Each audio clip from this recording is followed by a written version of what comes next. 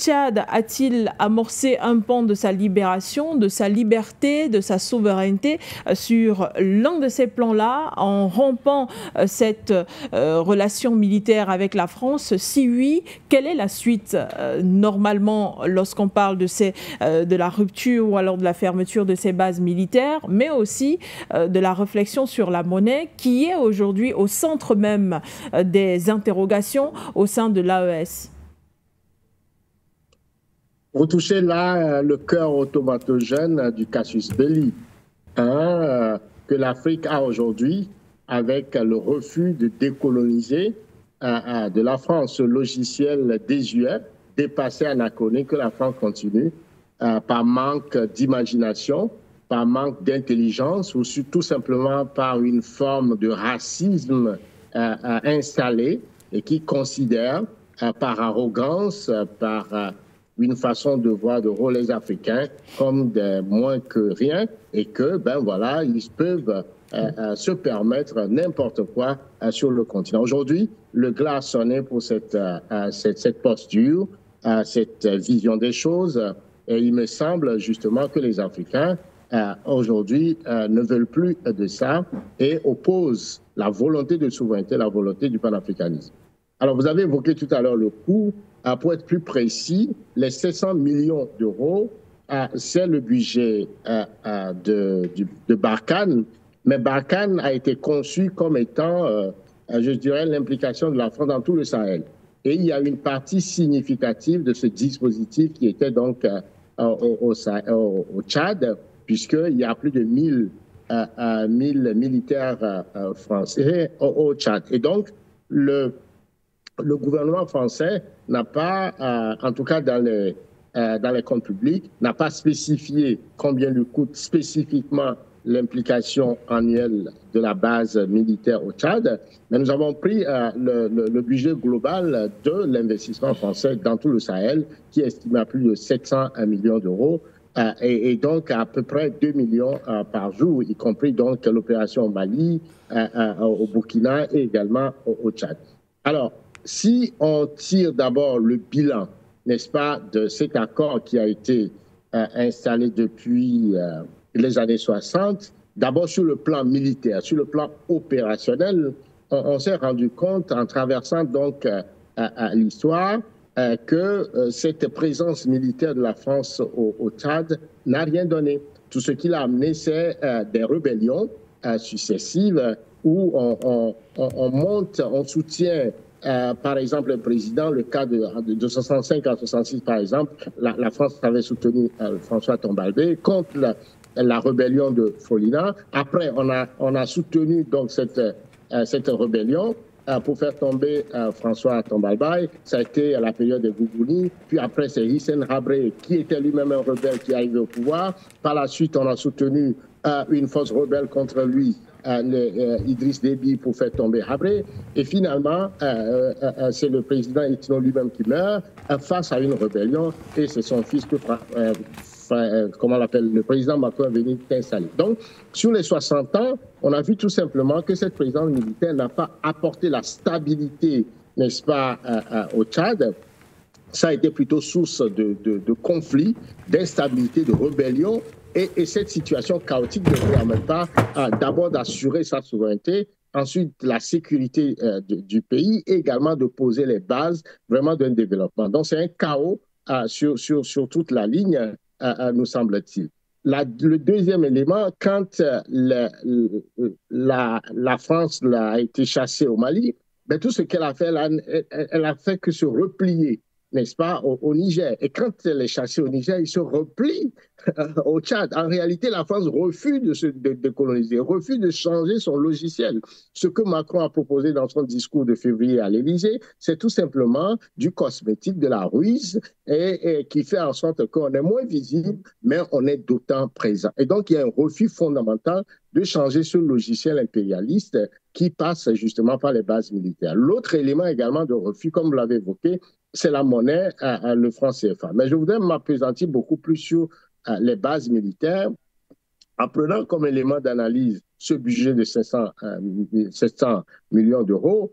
en convoquant la situation, la carte économique du Tchad. C'est un pays qui a 18 millions d'habitants, mais qui dispose d'un PIB absolument, quand vous comparez aux pays, n'est-ce pas, de la même proportion, très très faible. On parle de 13,15 milliards de dollars, soit 7,19 par habitant, ce qui est absolument faible. 44% de la population vit au seuil de la pauvreté. C'est l'indice, n'est-ce pas, humain, l'indice du capital humain de ce pays-là est de 0,30, c'est-à-dire l'un des capitaux humains les plus faibles au monde. Donc, c'est un pays essentiellement pauvre, en tout cas par l'exploitation qu'on a fait, par le fait qu'on a fait du chaos une politique, une stratégie, tout simplement pour permettre à l'armée française, en tout cas à la France, de protéger ses intérêts géopolitiques dans la région, ses intérêts économiques, de s'assurer d'une présence, non seulement pour contrôler les sources névralgiques de minéraux importants, mais également pour contrer la présence de ce que la France considère comme étant des menaces, c'est-à-dire l'arrivée de la Chine, l'arrivée de la Russie. Et donc, cette présence-là permet de marquer son territoire pour dire, en tout cas, ça, c'est mon territoire à moi, vous ne pouvez pas venir. Et les ressources qui sont sous cette terre-là, ça m'appartient, c'est ma propriété privée. Donc, les Africains ne comptent pas dans ce calcul. Sinon, eh bien, on aurait pu peut-être regarder un peu plus s'appesantir un peu sur le niveau de vie de ces Africains, s'assurer qu'ils ont des infrastructures un minimum. Au Tchad, il n'y a que 50% de la population qui a accès à l'eau potable, moins de 50%. Et quand il s'agit de la couverture d'électricité, là, je suis en train de souligner les indicateurs de développement parce que quand il n'y a pas d'eau, quand il n'y a pas d'électricité, c'est très difficile de construire une agriculture, de construire une industrie. Donc, il n'y a que 11,7% de la population tchadienne qui ont accès à l'électricité. Alors, voilà le tableau un peu ramassé, le panorama d'indice de développement de ce pays. Maintenant, les 700 millions que la France dépense pour des bases militaires qui ne protègent même pas les Africains, on dit que c'est pour le terrorisme, ça ne résout pas le problème terroriste. Qu'est-ce que ça peut faire si on l'investit dans ce pays? On estime, j'ai fait quelques projections en termes de calcul, en termes de prospection. Quand le coût moyen, par exemple, on a parlé tout à l'heure de le coût moyen de forage, n'est-ce pas, est de 30 000 euros. Alors, si on prend un budget, ce budget-là de 700 millions d'euros, eh bien, on construirait, n'est-ce pas, à peu près 23 333 forages. Et si on estime qu'un forage peut desservir en eau potable à peu près 1500 personnes, eh bien, nous sommes en train de voir que cet argent-là pourrait donner de l'eau potable à 35 millions d'individus, alors que les Tchadiens ne sont que 20 millions de personnes. Donc, vous comprenez comment on gaspille de l'argent sans apporter, sans se soucier du bien-être des Africains. Ça, c'est tout simplement la question d'eau potable. Si on prend l'électricité, c'est un pays sahélien qui a du soleil, cet argent aurait contribué, par exemple, à construire des mini-réseaux solaires, et ces mini-réseaux solaires peuvent desservir, on estime par exemple qu'il y a 1000 à 2000 personnes peuvent être desservies par ces mini-réseaux solaires. Et donc, la couverture ou l'extension des lignes électriques qui devrait non seulement être à la base du développement du Sahel, au lieu de leur donner du calage, au lieu de soutenir des rébellions, aurait pu desservir plus de 3,5 millions en termes de couverture d'électricité. Ça, c'est les éléments de base pour amorcer le développement. Donc, après 60 ans, n'est-ce pas, de présence, ces bases militaires n'ont rien servi qu'à créer le chaos au cœur de l'État, à enlever aux Tchadiens la souveraineté et à asseoir, n'est-ce pas, la souffrance et la pauvreté. Enfin, le modèle, quand on parle de bilan de cette coopération militaire, le modèle est archaïque. Ce modèle est dépassé parce qu'aujourd'hui, quand on parle d'armée, on parle de technologie. On a vu la Russie avec ses missiles de portée, je dirais, de rayon de plus de 7000 kilomètres. On parle de puissance en termes de nucléaire alors qu'ici, on est encore dans un modèle d'affaires militaires datant du siècle passé.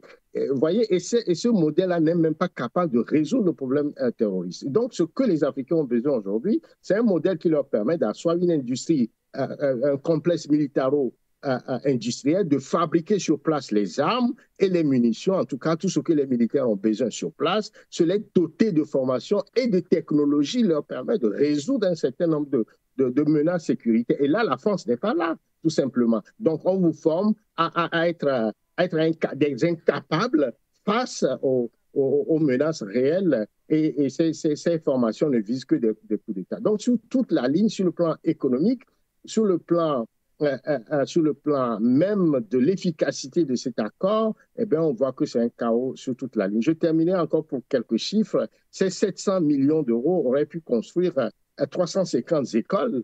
Ici, on estime qu'une école, c'est 2 millions d'euros. C'est 70 hôpitaux, n'est-ce pas, pour soigner. Et si on estime qu'un hôpital va coûter à peu près 10 millions d'euros. Donc, voilà comment on gaspille des millions, alors que la France elle-même, c'est un pays endetté. On parle de 3 000 milliards de dettes. Et ce pays suffisamment autant endetté, comment on comprend qu'elle vient investir 700 millions d'euros dans le Sahel, en tout cas pour pouvoir soutenir des bases militaires qui ne fait que créer le chaos. Donc c'est un modèle d'affaires que les Français doivent réinterroger parce que de toute façon, ça ne fait pas le bien des Africains, mais pour elle, même pour la France, il y a quand même une réflexion intelligente à faire sur leur projection en termes de puissance, s'ils veulent toujours soutenir, n'est-ce pas, cette présence sur le plan mondial, en tout cas en tant que puissance. De ce point de vue, me semble-t-il, les Africains doivent désormais rompre, et vous avez posé la question, cette rupture va s'articuler de quelle façon? Eh bien, il me semble que le premier pas, c'est de rompre ces accords léonins. Le deuxième, c'est de diversifier leur partenariat et proposer des modèles, en tout cas, qui met l'accent sur cette souveraineté sur le plan sécuritaire, qui développe, qui assoit les éléments de puissance, mais aussi qui permet aux Africains de pouvoir créer les conditions optimales de développement, de paix et surtout d'épanouissement. Donc, de mon point de vue, il me semble que la vraie question est là, et avec des leaders,